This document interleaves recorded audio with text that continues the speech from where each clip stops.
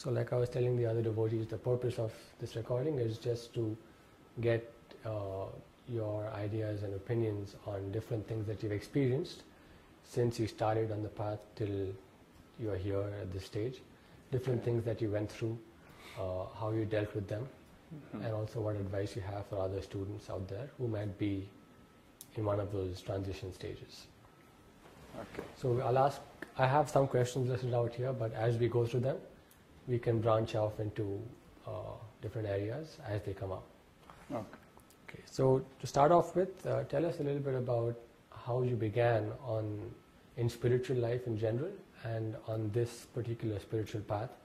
Was it a gradual, slow process, or was it something that just, came and took hold of you, and in 2 months you were a different person? Okay. Well, in general, I've been always interested in spiritual life, but I never found anything like really serious. So my father was a little like into Oriental stuff, and sometimes we did, meditation, and sometimes we saw the Sermon on the Mount on a movie. And every time I heard Jesus speak, I was like, this is so nice.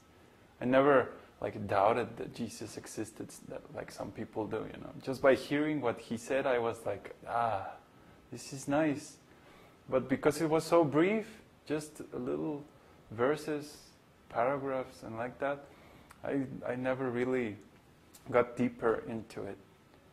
And so that was basically most of my life until 20 years or 25 or something like that, when I met the esoteric teaching. So the funny thing is, how I came to the esoteric teaching was by following the principles of justice and being free and like that. One of the first jobs I had was full of exploitation. Everybody was so miserable in their job. Nobody enjoyed it, and they all knew that the principles which the company was run were all bad. Old, rusty principles that nobody liked. And I was like, then why are you working here? Everybody was so miserable, but they stayed in the job, right? So I said, well, if I'm going to be here, I have to speak. I can't just suffer and say anything. So I started what would be the path of justice and like that. So I started emailing my boss and saying, this is wrong, this is wrong, this is wrong, what's going on? Until I finally reached the point where I emailed the whole corporation, the president, and every single one of the top persons in that ladder. And I was amazed because I didn't receive any response. In a week or something like that, a policeman came and took me out. Please get out. Let's pick up your things. And a month later, I get a request to meet with the owner of the company on a private meeting. And I go meet him and I say, everyone is miserable in your company. Don't you notice? And he said, well, actually, I pay them and they are here. So it's their choice. They choose to be like that. So it's not my fault. If they're miserable, it's because they accept it. And I was like, okay. Sounds okay. Keep going, right? Of course, I was very mad with his response. I couldn't understand. But I didn't have the arguments. I didn't have Vedic knowledge to say, oh, you're a rascal. I just knew something was wrong, but I couldn't explain. So this is actually the beginning when spiritual life really took off. I think Krishna liked that very much. And he said, he wants the truth. And so I searched for spiritual topics because I had a girlfriend who she said she was very spiritual. So I was like, yeah, right. She was like into mystical powers. So I wanted to figure out what she was doing.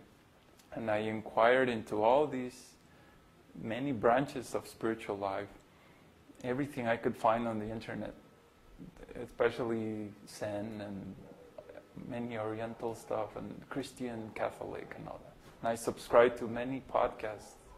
I don't know, I heard 20 to 30 different persons speak on different aspects of spiritual life every day.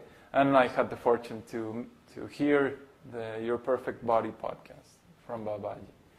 And it was like, the beginning, I couldn't make the difference between one or the other.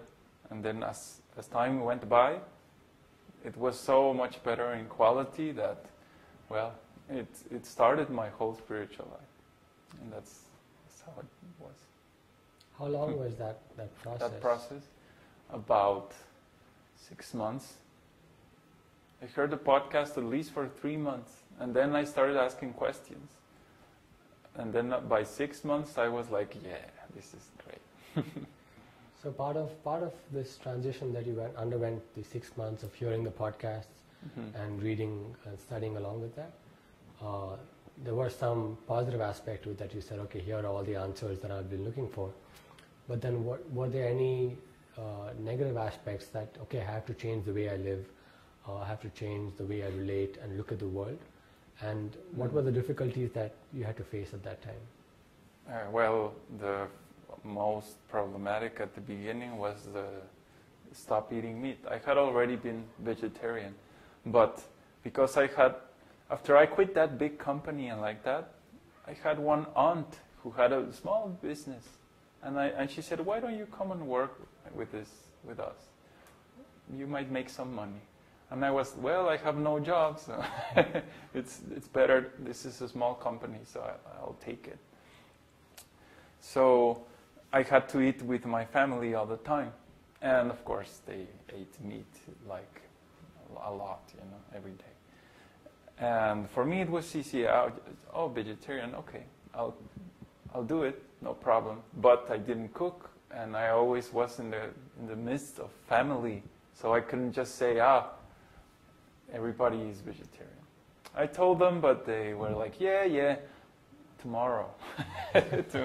So actually, when I had a chance to get out of town because of training, I became fully vegetarian. And from that day, I made the decision, that's it. And that was a little tricky. But everything else was fairly simple, because it didn't involve other people. So after that point, you cut yourself off from everyone else in the world, or did you still keep friends and maintain relationships with people, but on a different platform?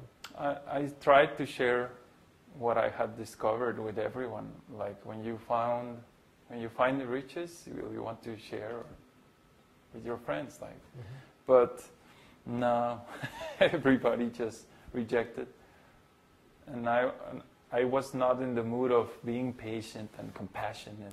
It's like, look, this is very nice information. Read this, read that. They read a chapter and then they said, oh, no, I don't care. And I was like, forget it.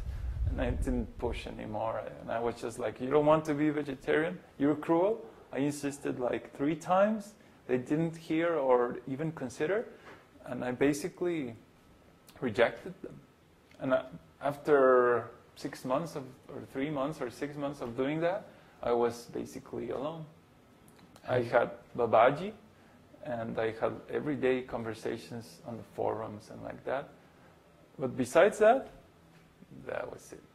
And didn't you feel any kind of inner turmoil because of the fact that you had pushed everyone out of your life? No, I was very happy. I was like, I remember reading the first, I had all these podcasts, but then I started reading Bhagavad Gita. And when I read Prabhupada, it was like, these are rascals, those are other rascals.